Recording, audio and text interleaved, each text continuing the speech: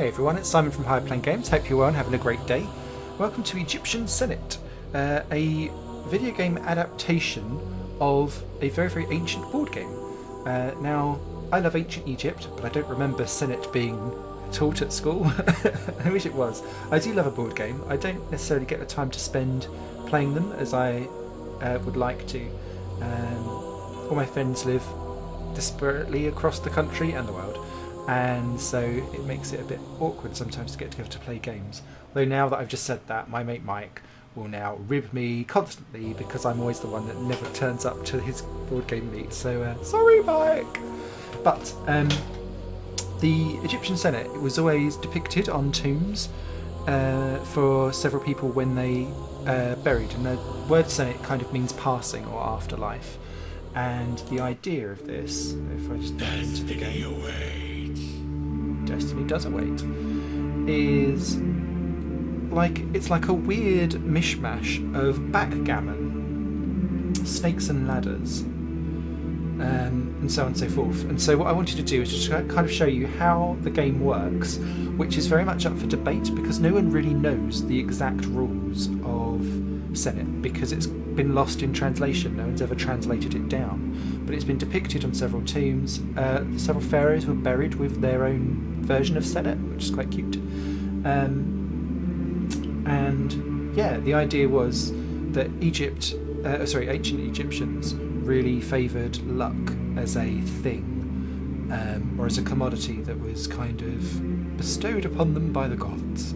So because this game is heavily based on luck, because it's all about throwing your sticks that are down here and getting landing on the right squares essentially, if you won this, you're considered lucky and therefore blessed by the gods and worshipped a little bit more. So onto the game itself. This is your board of 30 squares, and we are the long pawns. The computer is the shorter blue ones, and the order of play goes from like a reverse S, from left to right, back to left, down again, and then across from here. Now the idea is that we take it in turns, and it's starting off with me with the beetle, to chuck my sticks, and you've got light and dark versions of what you've got. If you get light versions, you can see I've got an option of 2. It allows me to kind of move, or it shows me in this game specifically, which pawn that I can then use. If I throw a 1 or a 0, and a 0 or a 5 essentially is where all of the sticks are either red or white or dark or light, like this here. I can try and move a lot of these. Now, where I was saying, the end of the game is basically to try and get all of your pawns across these 30 cubes and off on the end over here. Now, the reason why I said this game reminds me so much of backgammon is 1, 2, 3, 4. Let's count. I'm doing this at 3 in the morning. Is you can do that and basically swap order with any pawns that are on their own and not touching anyone else. So I rolled a 5, so I get another go, and I've got a 4 now, so I could... What could I do? I think I'll go for that one. Move that across, and a 4 gets me another go as well. Now I'm going to... That one's vulnerable, so I'm going to move that one along. And because I've got 1, I get another go. So it's weird with these goes, how things work and how things don't work. Now I'm going 1, 2, 3. Okay, that would work because then they're all together. There we go. The order of play moves. It gets a 2 and it's back across to me. And so the idea is you move your pawns. If you can keep them together, then that works better because you can only basically replace a pawn, like in backgammon, if they're on their own. So I've got 4 here. What can I do here? I'm going to move that one across because that will kind of let it escape a little bit.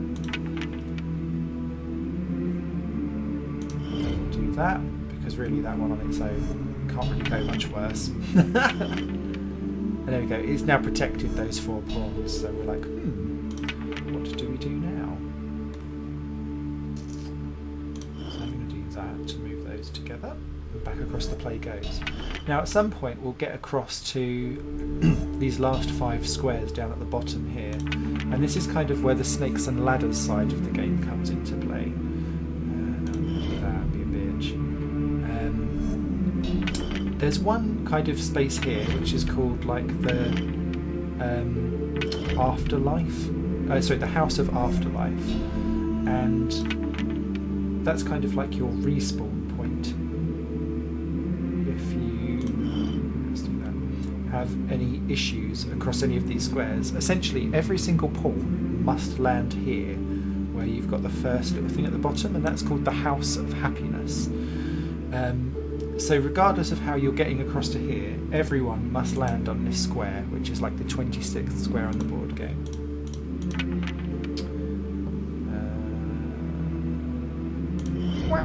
Swapsies. Although that now leaves that one vulnerable. Let's do that as well. Because essentially I'm blocking these 3 from making any progress at all. Sneakily.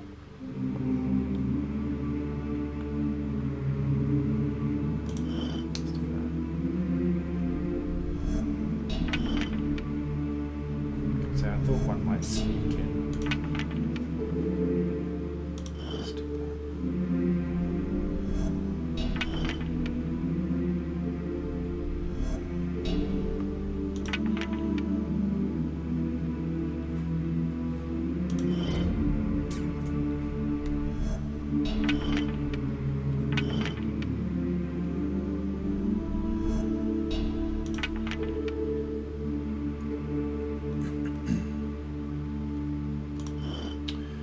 So when we do get to this House of Happiness right at the end, when that happens, essentially from where you move from there determines then what you've got to do to get off the board.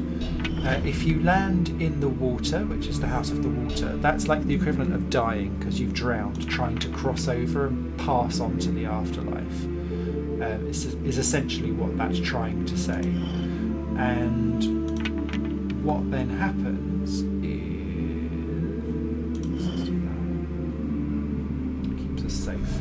You then move back to like the rebirth where that pawn's just moved to on the 1. Now it's gone for the 2. Oh, they've really proper got together. I'm feeling a bit ganged up.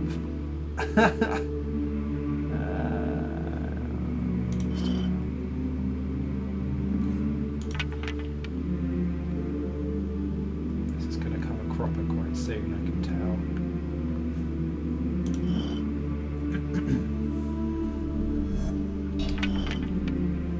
Because they've got to start moving at some point.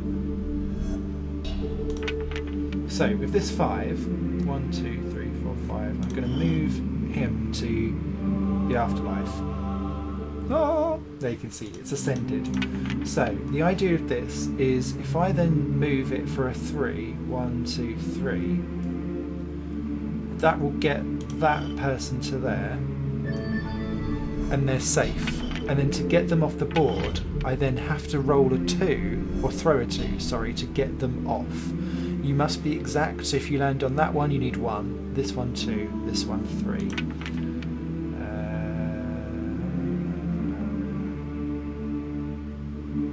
That's a wanker.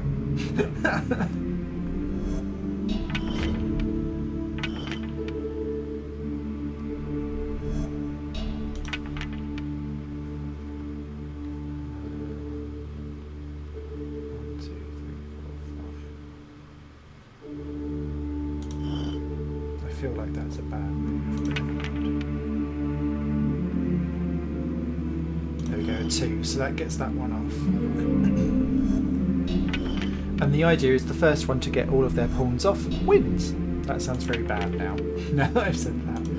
So for the 3, I don't want to waste that because you're all going to have to land on that square at some point. And they can also snatch you off it. And so there is the crux, essentially.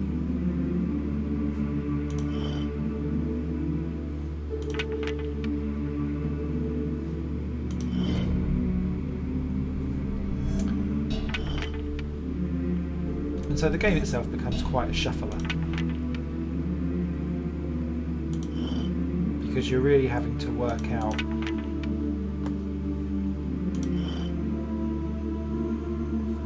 where you want to move your sheep.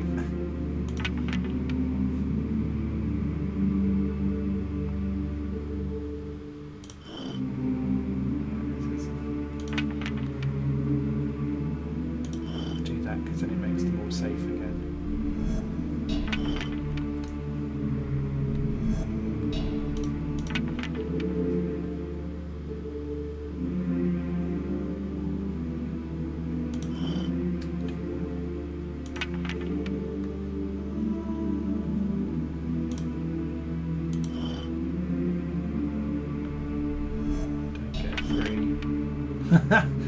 Phew.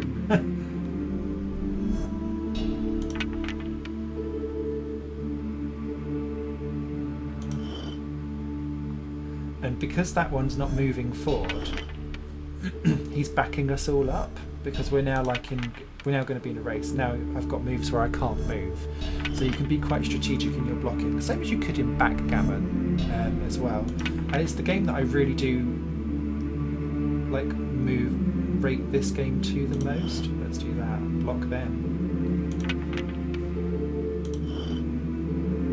Sooner or later he's got to move. Come on. You're being a wee bit harsh, your computer. It's really annoying because last game I won quite easily. And this one's not going nearly as well.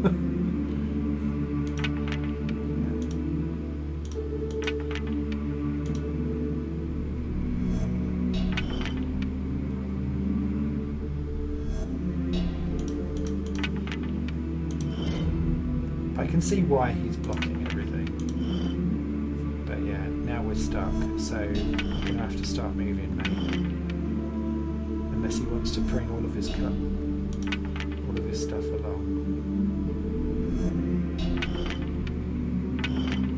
He is, you little schnauzer.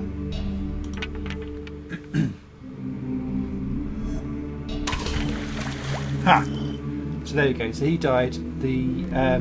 And I had to move back now because that space was already in play. So I'm now on the afterlife. He rolled a 1 and another 1, thank Christ, and a 3. Right, so for me, I don't want to chance this, so I'm going to get him off the happiness space and across into the afterlife.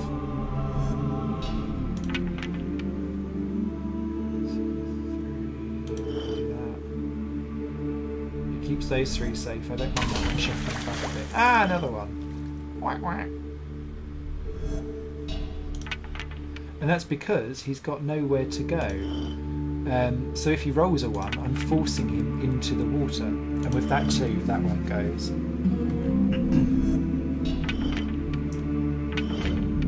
No, it's like I'm not rolling ones into there.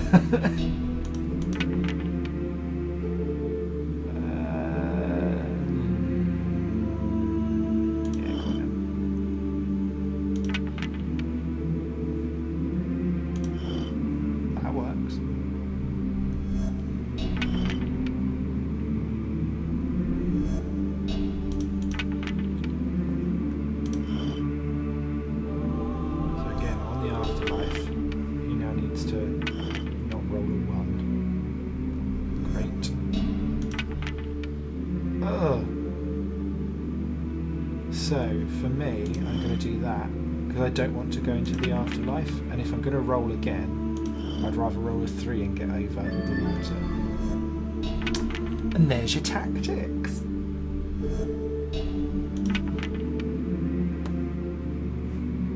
So again with a 2, I just want it out of the way.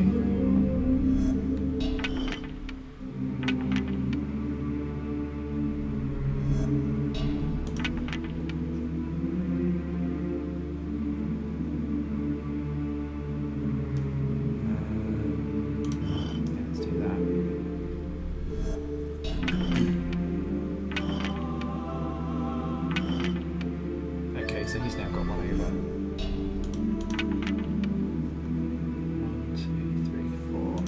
this is going to ruin something, I think. And that's what you can also do, is push them back. Because you're basically pushing them out of the way in order to pass over to the afterlife. You must take your moves if they're able to be done. So again, that's another one through.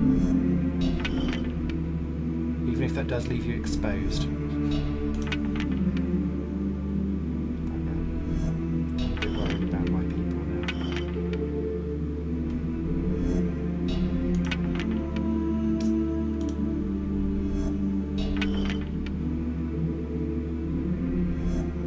So as an example of an early board game, let's do that. I think it's quite cool, because you can kind of see where other board games have been influenced by it potentially, or at least how our current day, like quote unquote classic board games, have influenced our interpretation of the rules, because no one really knows exactly how this works. We don't even know if we're going in the right direction sometimes, but I really like that there is just like pharaohs are being dug up with these board games. Like, yo, playing the afterlife, and that they're like little mini mysteries because they're really open to interpretation.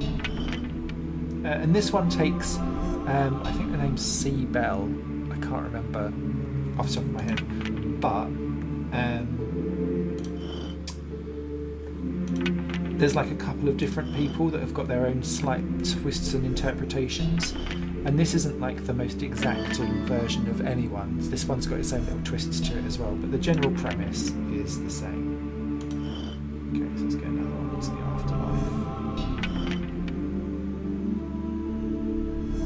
afterlife. That's good. If I roll a 1, I've got options.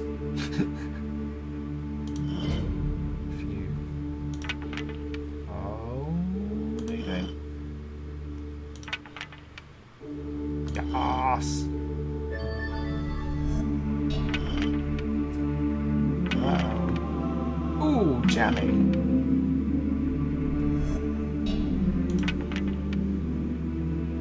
Right, so again.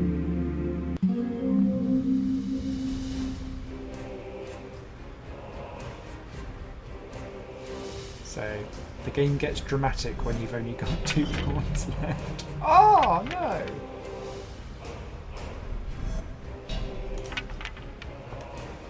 Jammy.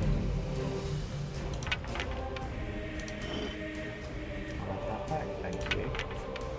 Ah!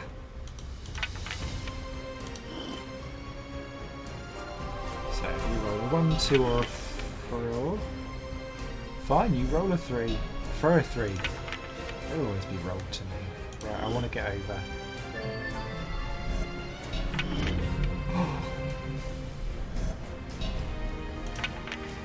Making a problem for yourself, mate, because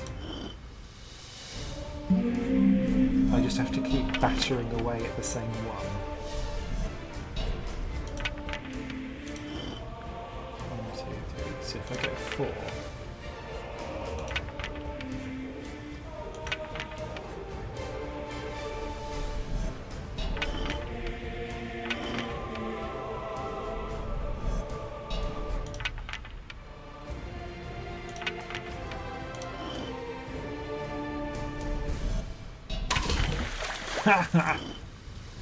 Dunkin' Donuts.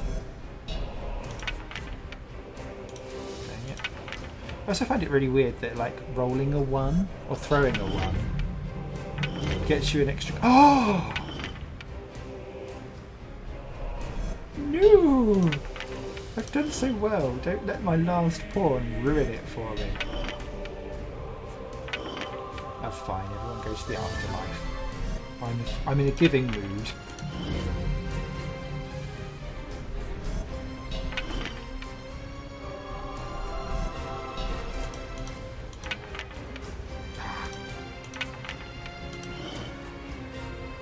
Okay, it's giving me options. This is good.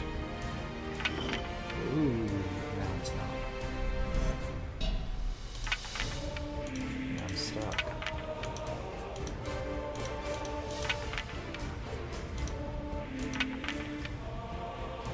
slightly annoying with the I've got no valid goes and it doesn't recognise that. So just like as a game itself, it needs to understand that a little bit better.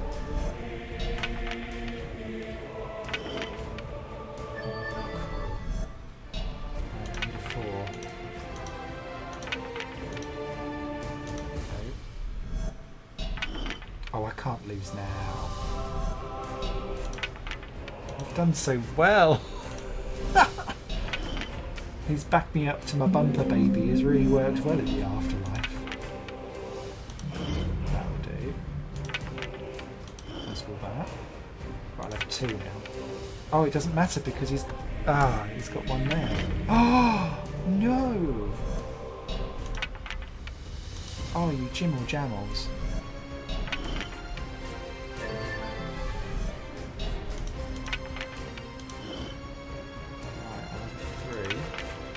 Oh, yes. Right, just don't roll a 2. Oh, you fucker.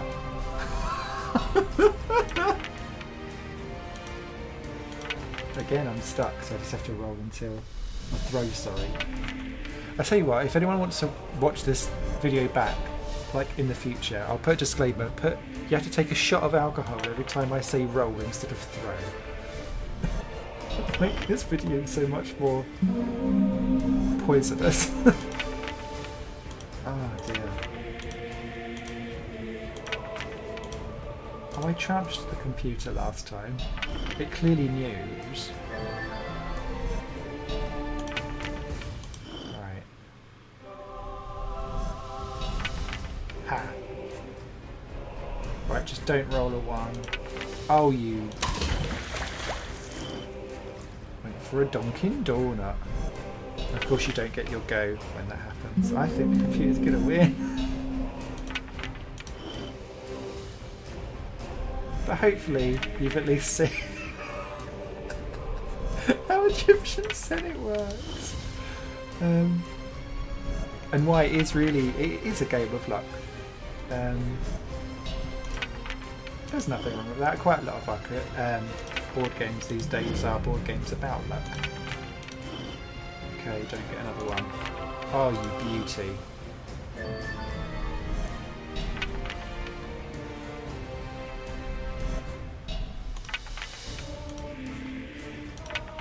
Yes!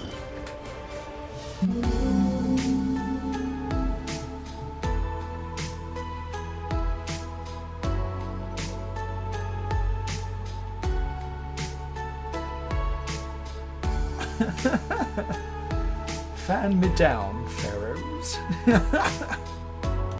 Excellent.